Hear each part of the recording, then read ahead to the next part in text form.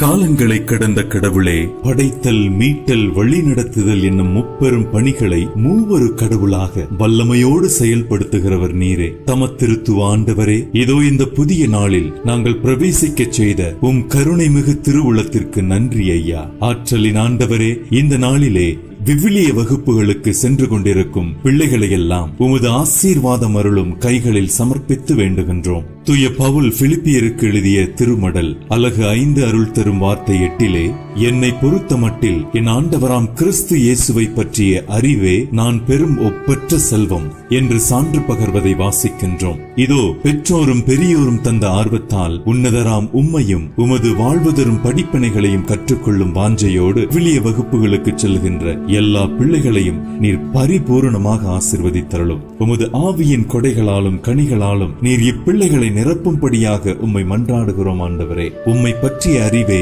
இவர்களின் எதிர்கால வாழ்வுக்கு அருளையும் ஆசீரையும் கொணரட்டும். அதே வேளையில் ஆண்டவரே, நாங்கள் வாழும் இந்த கணினி யுகத்திலே பல பிள்ளைகளுக்குள் தெய்வ பயம், கடவுள் சிந்தனை, ஆன்மீக காரியங்களில் நாட்டம் ஆகியவை அரிதாகிக் கொண்டிருப்பதைக் கண்டு நாங்கள் மனம் கலங்குகின்றோம். அன்பு ஆண்டவரே, ஆன்மீக பாதையில் உரிய நேரத்தில் வழி நடத்தப்படாத பிள்ளைகள் பொறுப்பற்றவர்களாக மனம் போன போக்கிலே வளர்ந்து குடும்பத்துக்கும் பெரும் பாரமாகிக் கொண்டிருப்பதையும் அவர்கள் பொருட்டு கண்ணீர் சிந்துகின்ற பெற்றோர்களின் வேதனையையும் கண்ணோக்கியருளும். சிறு பிள்ளைகளை உம்மிடம் வரச் சொன்ன ஆண்டவரே, இப்பிள்ளைகளை நீரே ஆட்கொள்ளும். உம்மை பற்றிய ஆவலையும் வாஞ்சையையும் உரிய நேரத்தில் இப்பிள்ளைகளுக்குள் ஊட்ட அவர்களின் பெற்றோர்களையும் ஆசிரிய பெருமக்களையும் நீரே தூண்டும். இவர்களை நல்வழிப்படுத்தும். அப்போது இப்பிள்ளைகளின் வாழ்வு உமது விண்ணக வெளிச்சம் கண்டு நிறைவாக கரை சேரும். ஜெபம் கேளும் எங்கள் அன்பு தகப்பனே.